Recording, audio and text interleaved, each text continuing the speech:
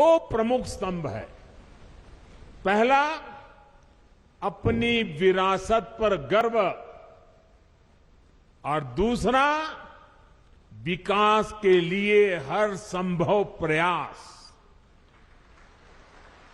आज उत्तराखंड इन दोनों ही स्तंभों को मजबूत कर रहा है। आज सुबह मैंने बाबा केदार की और बाद में बद्रीनाथ विशाल के चरणों में जाके प्रार्थना की, और साथ साथ,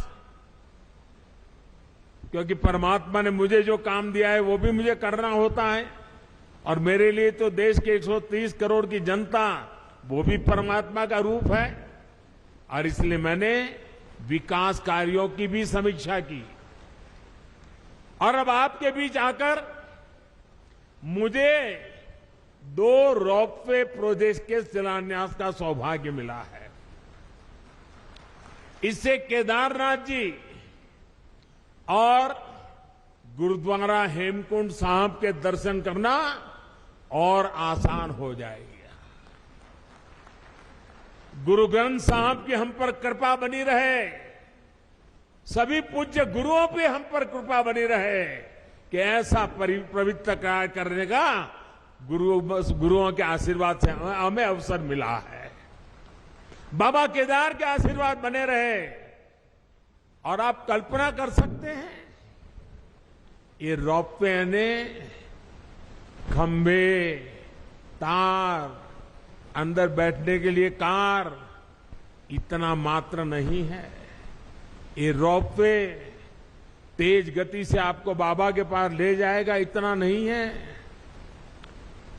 इसके होने से, इस पे काम करने वाले लोगों से आप कल्पना नहीं कर सकते हैं मेरे देश के 130 करोड़ देशवासियों के आशीर्वाद उन पर बरसने वाले हैं। हेमकुंड साहब पे दुनिया भर में गुरु ग्रंथ साहब की पवित्र पूजा करने वाले जितने भी मेरे भाई बहन हैं, आज हमें आशीर्वाद बरसाते होंगे कि आज हेमकुंड साहब तक का ये रोपवे बन रहा है। आप कल्पना नहीं कर सकते इसकी ताकत क्या है।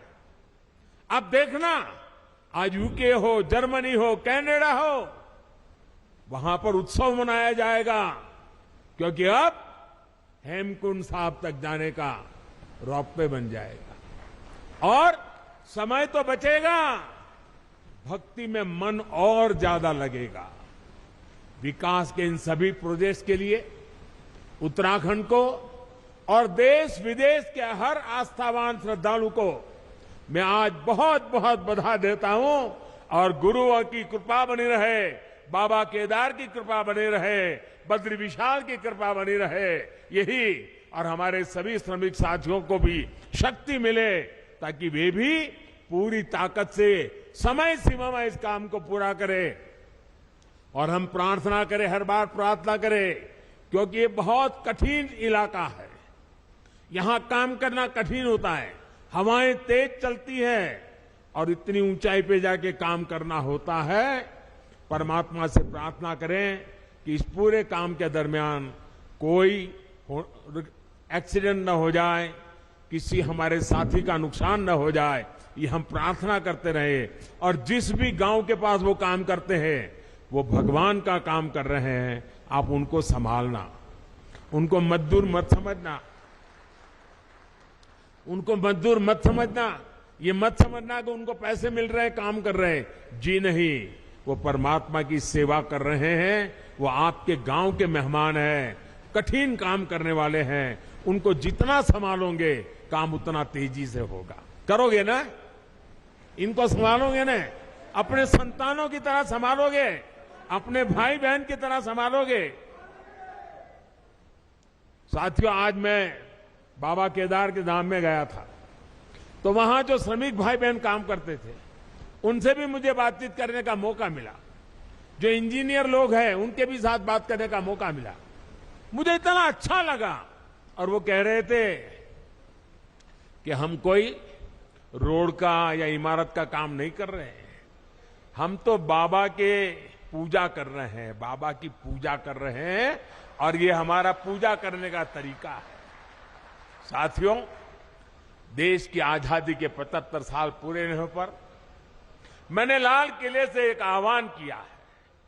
ये आह्वान है गुलामी की मानसिकता से पूरी तरह मुक्ति का। आजादी के इतने वर्षों के बाद आखिरकार मुझे ये क्यों कहना पड़ा? क्या जरूरत पड़ी ये कहने की?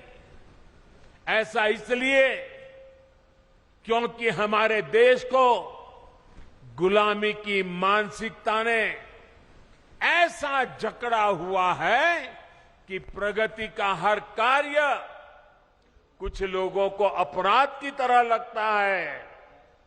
या तो गुलामी के तराजू से प्रगति के काम को तोला जाता है। इसलिए लंबे समय तक हमारे यहां अपने आस्था स्थलों के विकास को लेकर एक नफरत का भाव रहा। विदेशों में वहां की संस्कृति से जुड़े स्थानों की ये लोग तारीफ करते करते नहीं थकते, लेकिन भारत में इस प्रकार के काम को हेय दृष्टि से देखा जाता था। इसकी वजह एक ही थी, अपनी संस्कृति को लेकर हीन भावना, अपने आस्था स्थलों पर अविश्वास, अपनी विरासत से विद्वेष। और ये हमारे समाज